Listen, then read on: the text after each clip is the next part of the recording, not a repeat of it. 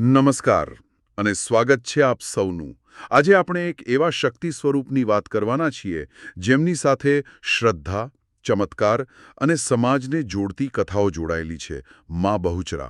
હા, નમસ્કાર. બહુચરાજી મંદિર અને માતાજીના પ્રાગટ્યની ગાથાઓમાં ઊંડા ઉતરવા આપનું સ્વાગત છે.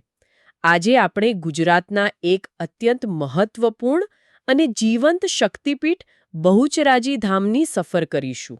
તો આજે આપણે મુખ્યત્વે શું જાણવાનો પ્રયત્ન કરીશું?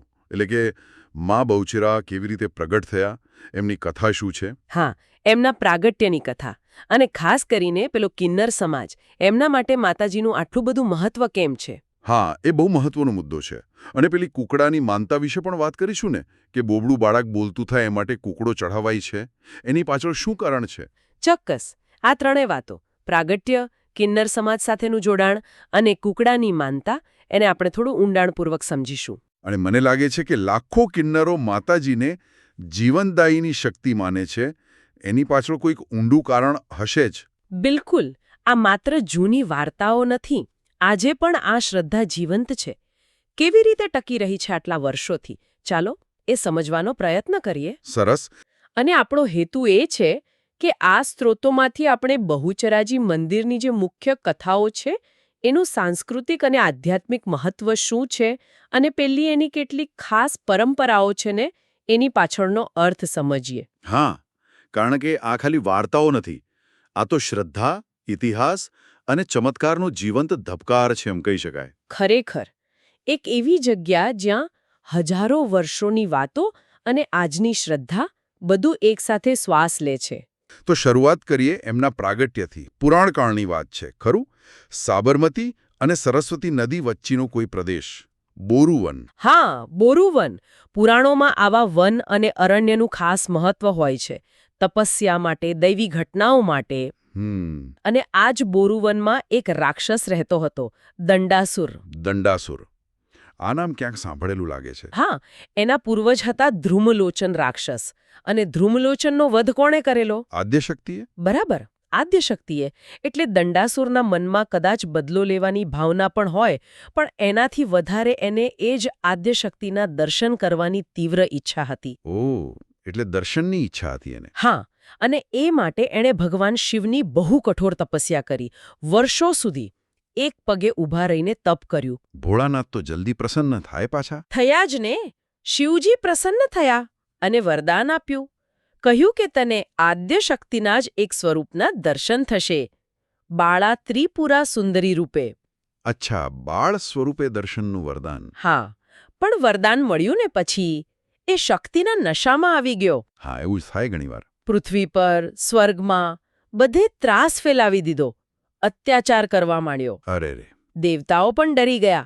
એટલો ત્રાસ વધી ગયો કે સ્વર્ગ છોડીને ભાગી ગયા. એટલે વરદાનનો દુરુપયોગ થયો. પછી દેવીએ શું કર્યું? હવે જ્યારે અધર્મ વધે ત્યારે શક્તિએ તો આવવું જ પડે. આદ્યશક્તિએ સંકલ્પ કર્યો કે આનો અંત લાવવો પડશે. પણ સીધો સંહાર નહીં, એક લીલા રચી. લીલા? કેવી લીલા?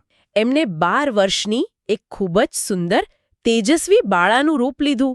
પેલું ત્રિપુરા સુંદરીવાળું રૂપ. હા. અને એ જ બોરુવનમાં એક ઝાડ નીચે આવીને શાંતિથી બેસી ગયા.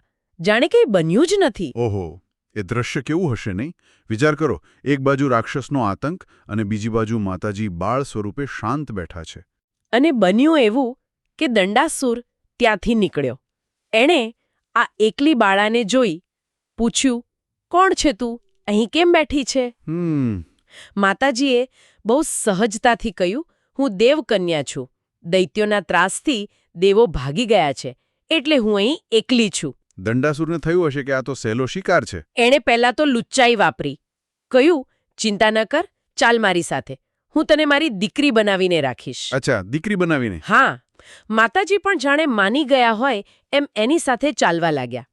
થોડું ચાલ્યા પછી દંડાસુરને બહુ તરસ લાગી. પાણી માટે આમ તેમ જોવા લાગ્યો. અને ત્યારે માતાજીએ ચમત્કાર બતાવ્યો હશે. બરાબર. પેલી બાળાએ શું કર્યું? પોતાનું ત્રિશૂળ લીધું અને જમીન પર માર્યું. અને ત્યાંથી પાણીની ધારાઓ ફૂટી નીકળી. વાહ! દંડાસુર તો અભાગ થઈ ગયો.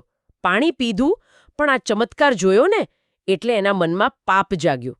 એનો રાક્ષસી સ્વભાવ બહાર આવ્યો. શું વિચાર્યું એણે? એણે વિચાર્યું, આ કોઈ સાધારણ છોકરી નથી. આની પાસે તો ગજબની શક્તિ છે. જો હું આની સાથે લગ્ન કરી લઉં તો હું 3 લોકનો રાજા બની જાઉં. બાપરે, દીકરી કહેવાને બદલે આવો વિચાર. હા, અને જેવો એણે આ ખરાબ વિચાર માતાજી સામે મૂક્યો, માતાજીનો ગુસ્સો ભભૂકી ઉઠ્યો. પછી તો ભયંકર યુદ્ધ શરૂ થયો. દેવો પણ જોઈ રહ્યા હતા. યુદ્ધ લાંબુ ચાલ્યું હશે. હા, પછી હાર જેવું લાગ્યું ને એટલે દંડાસુરે માયા રચી, પોતાનું રૂપ બદલી નાખ્યો અને કુકડાઓના ટોળામાં છુપાઈ ગયો.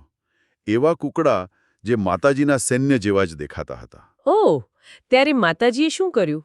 માતાજીએ ચતુરાઈ વાપરી, પોતાના કપાળાથી કંકુ લીધું અને જે સાચા કુકડા હતા ને એમના પર છાંટી દીધું. એટલે રંગબેરંગી થઈ ગયા? હા, અને દંડાસુર ઓળખાઈ ગયો. આ યુદ્ધ વખતે માતાજી કુકડા પર અને જરૂર પડી ત્યારે મોર પર પણ સવાર થયેલા. એનો ઉલ્લેખ પહેલા શ્લોકોમાં આવે છે ને, મયુર કુકુટ વૃત્તે. સમજાયું. અને પછી અંત કેવી રીતે આવ્યો? પેલું વરદાન તો હતું જ. હા, માતાજીએ એ વરદાનની શરતોનો જ ઉપયોગ કર્યો. કુકડો જ્યારે કૂદકો મારે એ ક્ષણે એ ન તો જમીન પર હોય ન આકાશમાં. બરાબર એ જ સમયે દેત્રોજ અને કુકડ ગામની સીમમાં ત્રિશૂળથી એનો વધ કર્યો. કેવી દૈવી બુદ્ધિ! ખરેખર અદ્ભુત. અને પછી માતાજી ક્યાં બિરાજમાન થયા? દંડાસુરના વધ પછી માતાજી પહેલા શંખલપુર પાસે વરખડીના ઝાડે થોડો વિશ્રામ કર્યો અને પછી આજે જ્યાં મુખ્ય મંદિર છે એ મૂળ વરખડીના ઝાડ નીચે આવીને બિરાજમાન થયા. ત્યાં આજે પણ એમનો અખંડ દીવો ચાલુ છે. એક ઘટનાનું સ્મારક છે. બરાબર. આ કથા સાંભળીને એક સવાલ થાય. માતાજીનું નામ બહુચર કેમ પડ્યું? અને કુકડો એમનું મુખ્ય વાહન કઈ રીતે બન્યો? દંડાસુર તો દુશ્મન હતો. સારો સવાલ છે. વાત એમ છે કે દંડાસુરે કુકડાનું રૂપ લઈને એમની જાતિમાં ભળવાનો પ્રયત્ન કર્યો ને, એનાથી કુકડા સમુદાયને અપમાન જેવું લાગ્યું. ઓ એમ? હા, ત્યારે માતાજી એમને વચન આપ્યું કે હું કુકડાને મારું વાહન બનાવીશ અને મારું એક નામ કુકડેશ્વરી તરીકે પણ ઓળખાશે. આ બતાવે છે કે મા વચનના કેટલા પાક્કા છે અને સામાન્ય જીવોને પણ માન આપે છે. એટલે જ કદાચ રવિવાર, પૂનમ, આઠમ, દિવાળી જેવા ખાસ દિવસે એમની સવારી કુકડા પર જ નીકળે છે. બરાબર. ભલે બીજા દિવસે અલગ વાહન હોય, સોમવારે નંદી, મંગળવારે સિંહ, પણ આ ખાસ દિવસોએ કુકડો જ એ વચનપાલન અને ગૌરવનું પ્રતીક છે. આ તો થઈ દંડાસુર વધની વાત. હવે માતાજીના બીજા મુખ્ય પ્રાગટ્ય તરફ જઈએ, જે લગભગ 5400 વર્ષ પહેલા કપિલ મુનિ સાથે જોડાયેલું છે. હા, આ ઘટના પણ બહુ જ મહત્વની છે. કહેવાય છે કે કપિલ મુનિ માતાજીની પ્રેરણાથી જ આ વરખડીના ઝાડ પાસે આવેલા અને આ જગ્યા મૂળ તો શક્તિપીઠ છે. શક્તિપીઠ એટલે સતી માતાના અંગ પડ્યા હતા એ સ્થાન? હા, એવી માન્યતા છે કે અહીં સતી માતાનો ડાબો હાથ પડ્યો હતો. એટલે જ આ જગ્યા એકદમ આધ્યાત્મિક પાવર હાઉસ જેવી છે. ભક્તો અહીં આવે ને જાણે રિચાર્જ થવા માટે. તો કપિલ મુનિએ અહીં આવીને શું કર્યું? એમણે અહીં આવીને ચૈત્ર સુદ એકમથી નવરાત્રિનું કઠોર અનુષ્ઠાન શરૂ કર્યું. 7 દિવસ તપસ્યા કરી. પછી ચૈત્ર સુદ આઠમની રાત્રે માતાજીએ દર્શન આપ્યા અને એ જ વખતે ત્યાં જમીન પર બાલાયંત્ર આપોઆપ પ્રગટ થયું. બાલાયંત્ર એ શું છે? આ બાલાયંત્ર એક નવયોન્યાત્મક યંત્ર છે. મતલબ કે એમાં 9 મુખ્ય ત્રિકોણ છે. આ 9 ત્રિકોણ માતાજી અને એમની 9 મુખ્ય શક્તિઓ અથવા તો એમના દિવ્ય પરિવારનું ભૌમિતિક સ્વરૂપ છે એમ કહી શકાય. આ પહેલા શ્રીયંત્રથી અલગ છે, જેમાં 43 ત્રિકોણ હોય છે? હા, બિલકુલ અલગ. શ્રીયંત્ર તો જુદી વસ્તુ છે અને સ્ત્રોતોમાં એવો ઉલ્લેખ છે કે આવા ગહન યંત્રની પૂજા કરવી હોય ને તો શ્રી વિદ્યાનું જ્ઞાન જોઈએ અને યોગ્ય ગુરુ પાસેથી દીક્ષા લેવી પડે. દીક્ષા એટલે શું? સામાન્ય ભક્ત યંત્ર પૂજા ન કરી શકે? જુઓ, દીક્ષા એટલે એક પ્રકારની ઇનિશિએશન, આધ્યાત્મિક અધિકાર પ્રાપ્તિ. એ તમને યંત્ર જેવી શક્તિશાળી અને જટિલ પૂજા પદ્ધતિ સમજવા અને યોગ્ય રીતે કરવા માટે તૈયાર કરે. જાણે એ ગહન ઉર્જા સાથે જોડાવાની ચાવી આપે. એટલે સામાન્ય ભક્ત ભાવથી દર્શન કરી શકે, પણ વિધિવત પૂજા માટે દીક્ષા જરૂરી ગણાય એમ? હા, સ્ત્રોત એવું સૂચવે છે. ભાવથી દર્શનનું મહત્વ તો છે જ. સમજી ગઈ. તો આ યંત્રના 9 ત્રિકોણ અને માતાજીને જે પલ્લી ધરાવાય છે એનો શું સંબંધ છે? આ બહુ જ રસપ્રદ લાગે છે. હા, છે જ. અને એનાથી યંત્રનું મહત્વ વધારે સમજાય છે. વર્ષમાં 2 વાર ચૈત્ર સુદ આઠમ અને આસો સુદ આઠમની મધરાતે માતાજીને પલ્લી નામનો ખાસ નૈવેદ્ય ધરાવાય છે. એ પલ્લીની બનાવટ જ ખાસ હોય. એમાં 9 ખાના હોય છે. 9 ખંડ કહેવાય એને. અને આ 9 ખંડ સીધા યંત્રના 9 ત્રિકોણ સાથે જોડાયેલા છે. બરાબર. એ 9 ખંડ એટલે બાલાયંત્રના 9 ત્રિકોણ અને એમાં રહેલી 9 દિવ્ય શક્તિઓનું જ પ્રતીક. માન્યતા એવી છે કે માતાજી જ્યારે પધારે ને ત્યારે એકલા નહીં પણ પૂરા પરિવાર સાથે એટલે કે એમની શક્તિઓ સાથે પધારે. ઓહ, એટલે નૈવેદ્યના પણ 9 ભાગ, દરેક શક્તિ માટે એક. હા, આ નવખંડ પલ્લી એટલે માતાજીની સંપૂર્ણતા અને એમના દિવ્ય પરિવારની એક સાથે પૂજા. આ બહુ ઊંડો અર્થ છે પૂજાવિધિનો. વાહ, આ ખરેખર ઊંડી વાત છે. રોજની પૂજા પાછળ આવું તત્વજ્ઞાન હોય છે. અને આવી ગહન શ્રદ્ધા હોય ત્યાં ચમત્કારો તો હોય જ ને. સ્ત્રોતોમાં ઘણા પરચાઓનો ઉલ્લેખ છે.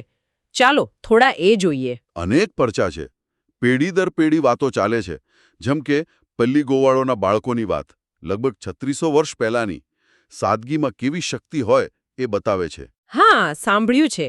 બાળકો રમતા રમતા થાકીને વરખડી નીચે સૂઈ ગયેલા ને એકને સ્વપ્નમાં માતાજીએ જગ્યા બતાવી.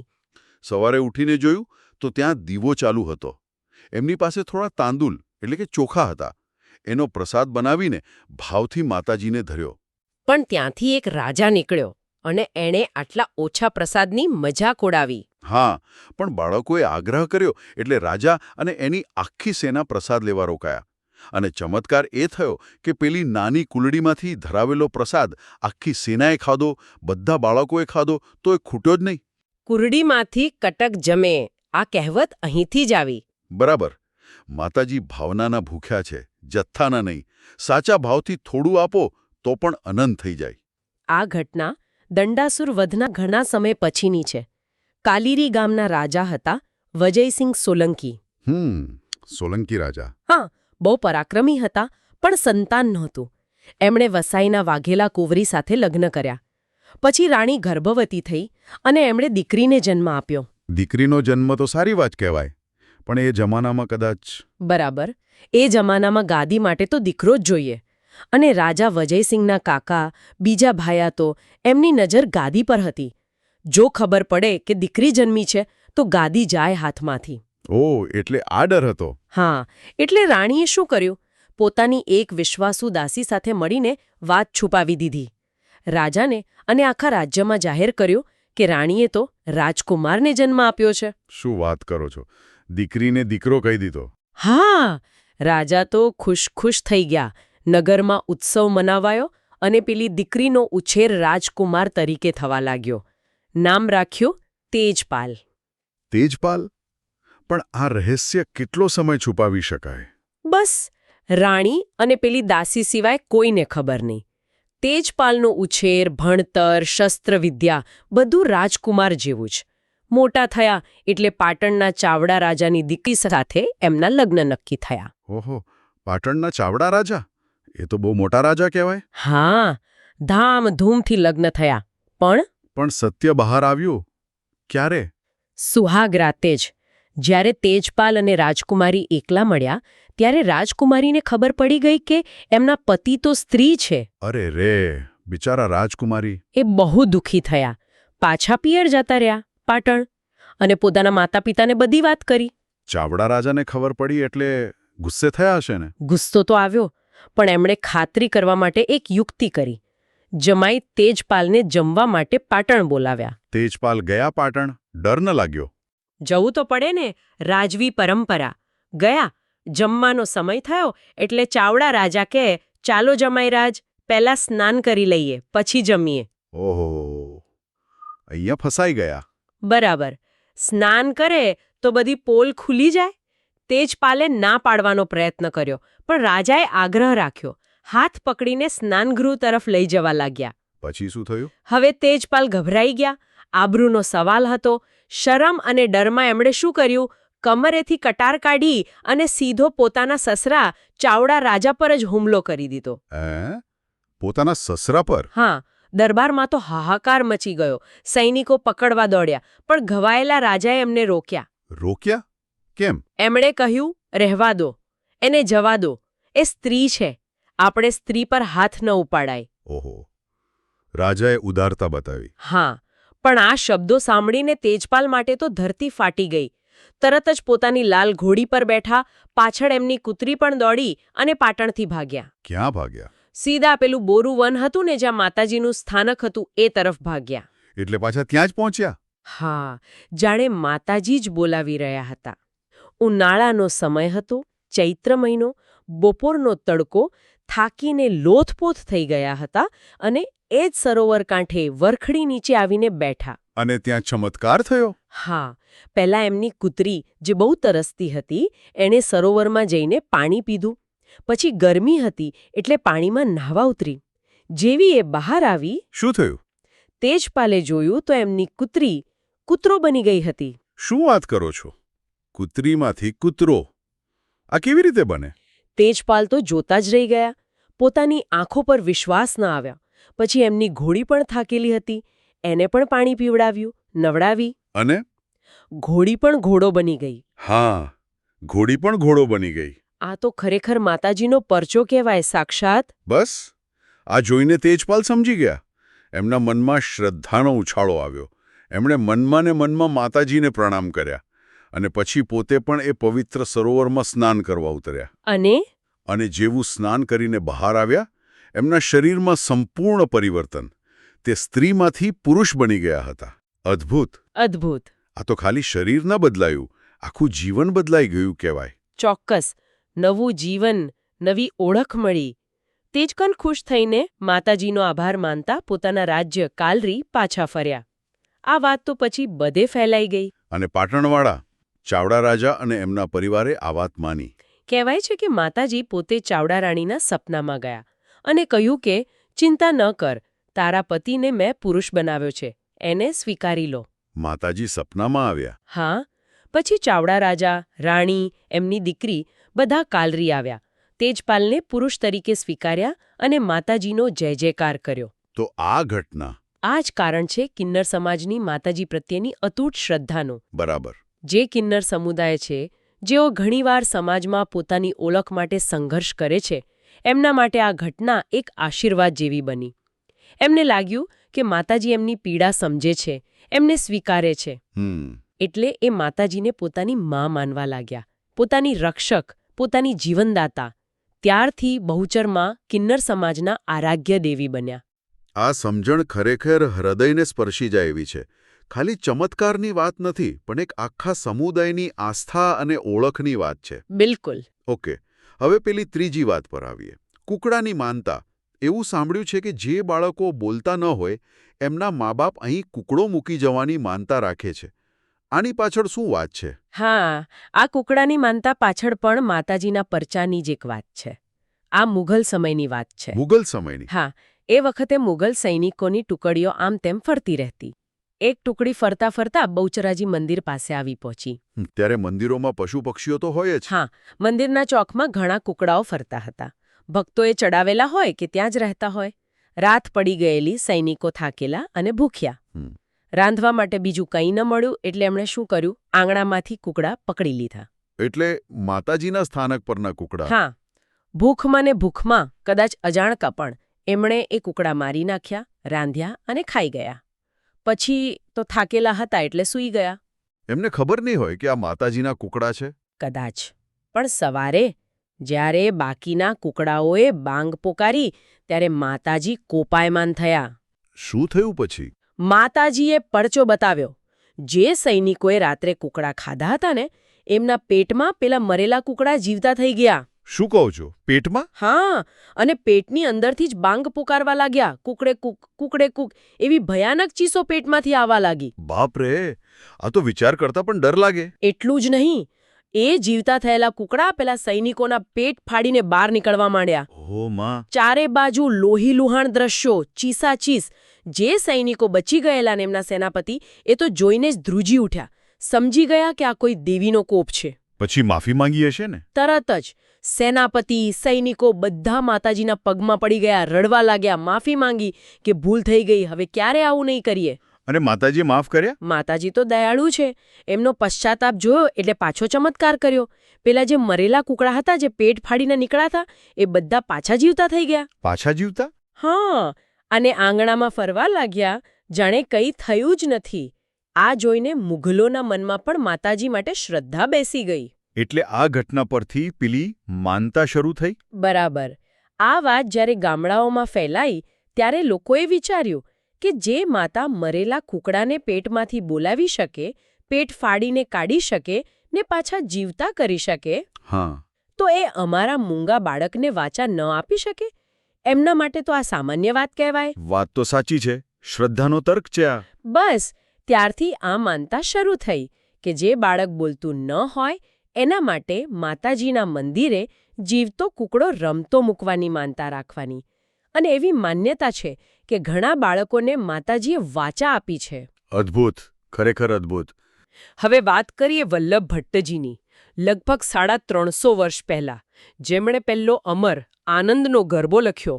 વલ્લભ ભટ્ટ અને એમના જોડિયાભાઈ ઘોડારામ, એમનો જ જન્મ એમના મા બાપની બહુચરમાં પ્રત્યેની શ્રદ્ધાનું ફળ હતો. ભણવામાં સામાન્ય હતા, પણ ભક્તિ ગજબની હતી. કહેવાય છે કે માતાજીએ પ્રસન્ન થઈને દર્શન આપ્યા, વરદાન માંગવા કહ્યું, પણ એમણે તો કંઈ ના માંગ્યું, બસ દર્શનથી જ ધન્ય થઈ ગયા. ત્યારે માતાજીએ પોતે જ જગતના કલ્યાણ માટે એમને આનંદનો ગરબો રચવાની પ્રેરણા આપી. ભટ્ટજીએ કહ્યું કે હું તો અભણ છું. ત્યારે માએ કહ્યું, હું પોતે સરસ્વતી રૂપે તારી જીભ પર બેસીશ. તારા મુખેથી જે નીકળશે એ જ ગરબો બનશે. એટલે જ આનંદનો ગરબો ખાલી કવિતા નથી, માતાજીની વાણી કે સ્વરૂપ મનાય છે.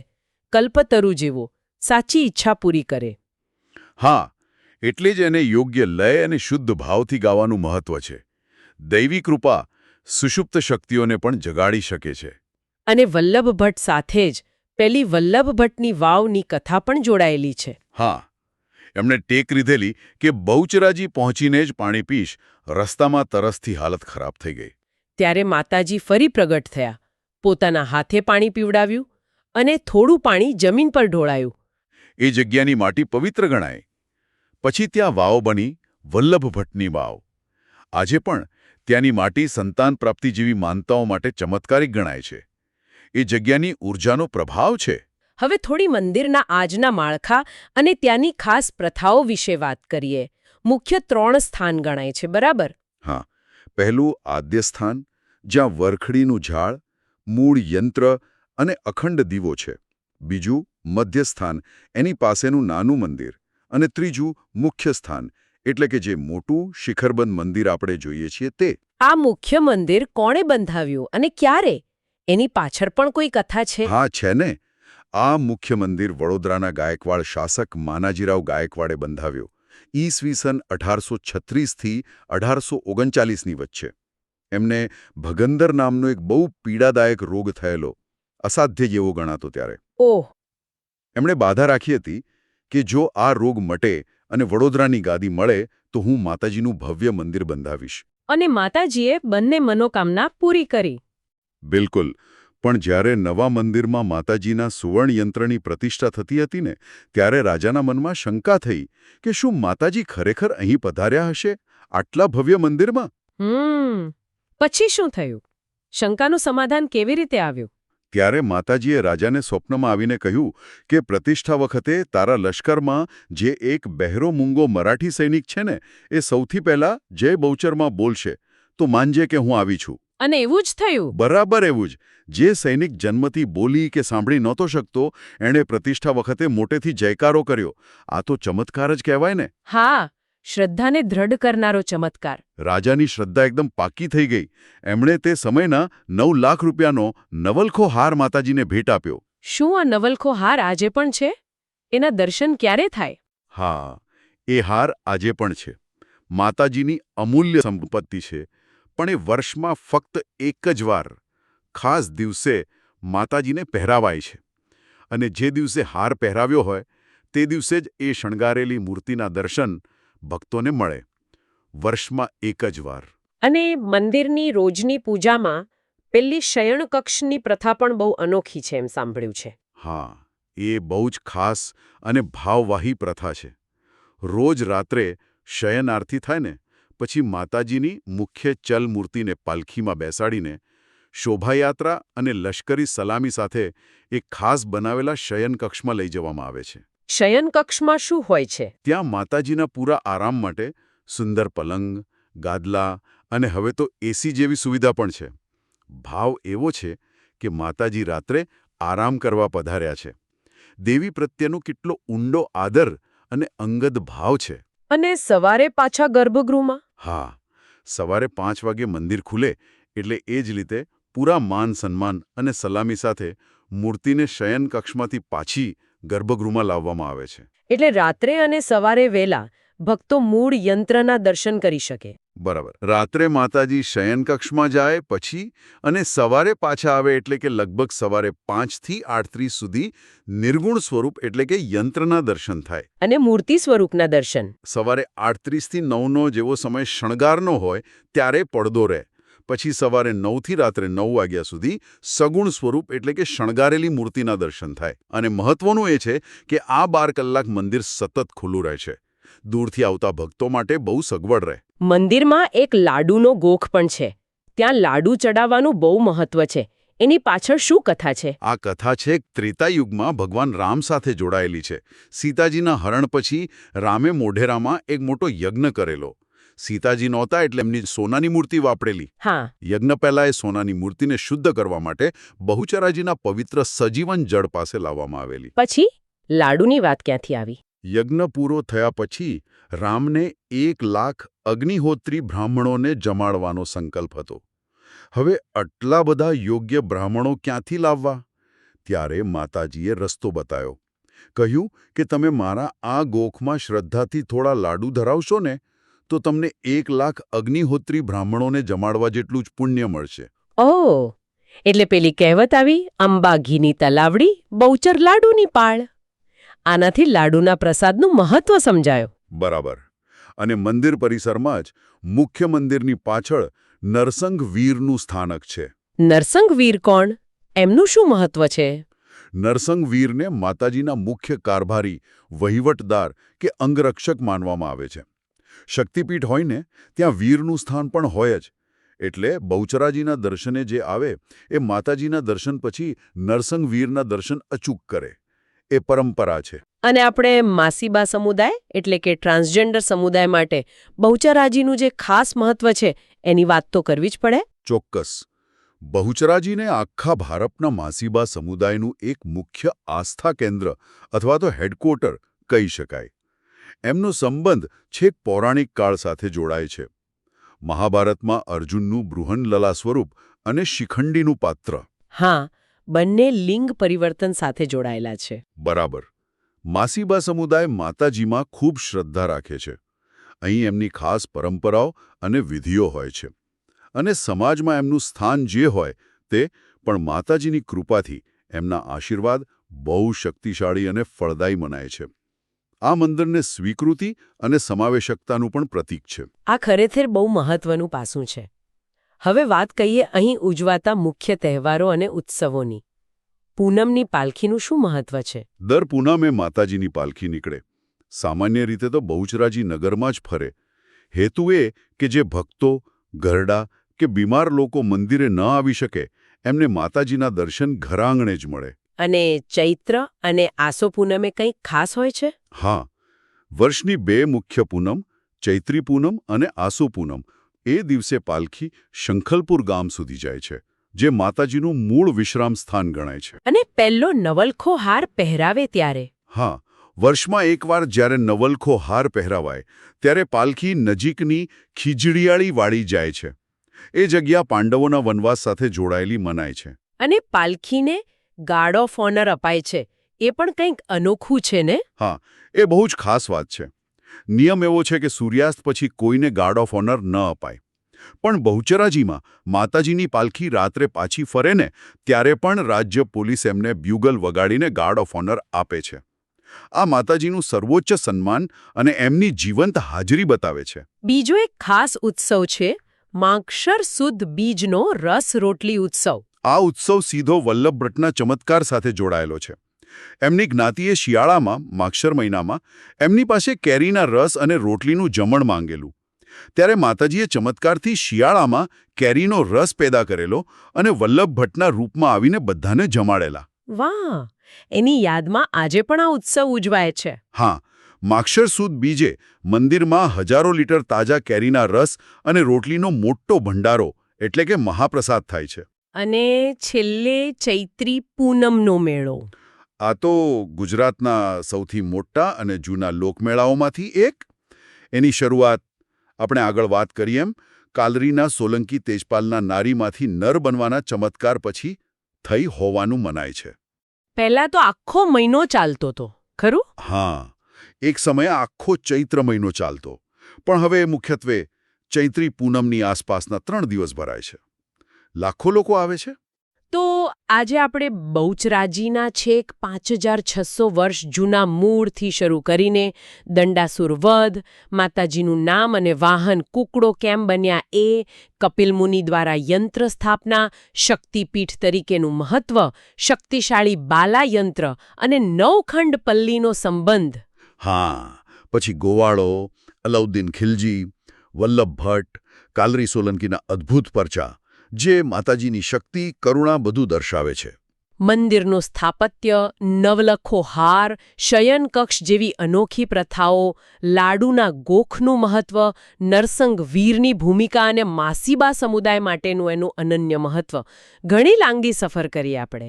ખરેખર આ બધી ચર્ચા એ જ બતાવે છે કે બહુચરાજી ખાલી એક મંદિર નથી. એ ઇતિહાસ, શ્રદ્ધા, જીવંત પરંપરા અને સામાજિક સમાવેશકતાનું અનોખું સંગમ સ્થાન છે. સાચા અર્થમાં શક્તિનું જીવંત કેન્દ્ર છે. એક એવું પાવર હાઉસ જ્યાં લોકો શાંતિ, શક્તિ અને નવી દિશા મેળવવા જાણે રિચાર્જ થવા આવે છે. અને પેલું સ્ત્રોતમાં કહ્યું હતું એમ, ભગવાન કે દેવી ખરેખર અનુભવગમ્ય છે, કેવલાનુભવાનંદ સ્વરૂપ. બરાબર, અનુભવની વાત છે. અને મને લાગે છે કે સ્ત્રોતમાં જે કહ્યું એ બહુ મહત્વનું છે કે આ બધી વાતો, ઇતિહાસ, મહત્વ જાણ્યા પછી જ્યારે ભક્ત દર્શન કરવા જાય ને ત્યારે એનો અનુભવ ખાલી યાંત્રિક નથી રહેતો. હા, માતાજી સાથેનો સંબંધ, શ્રદ્ધા વધુ ગાઢ બને છે, સમજણપૂર્વકની બને છે. ચોક્કસપણે જાણકારી શ્રદ્ધાને ઓછી નથી કરતી, ઊંડી બનાવે છે. બહુચરાજીની આ રોચક અને ઊંડાણપૂર્વકની સફરમાં અમારી સાથે જોડાવા બદલ સૌનો આભાર. અને અંતે શ્રોતાઓ માટે એક વિચાર. આપણે ચર્ચામાં સાંભળ્યું કે યંત્રપૂજા અને શક્તિના ગહન રહસ્યો સમજવા દીક્ષાની જરૂર પડે છે, એવો ઉલ્લેખ હતો. તો શું એવું બની શકે કે આવા શક્તિશાળી સ્થળોએ દીક્ષા જેવી પ્રક્રિયા કે સમર્પિત આધ્યાત્મિક અભ્યાસથી સામાન્ય દર્શન કરતાં કંઈક અલગ સ્તરની, વધુ ઊંડી સમજણ કે અનુભૂતિ મળી શકે? આ પ્રશ્ન વિચારવા જેવો છે. અહીં આપણે આ ચર્ચા પૂરી કરીએ છીએ. જય બહુચર. જય બહુચર.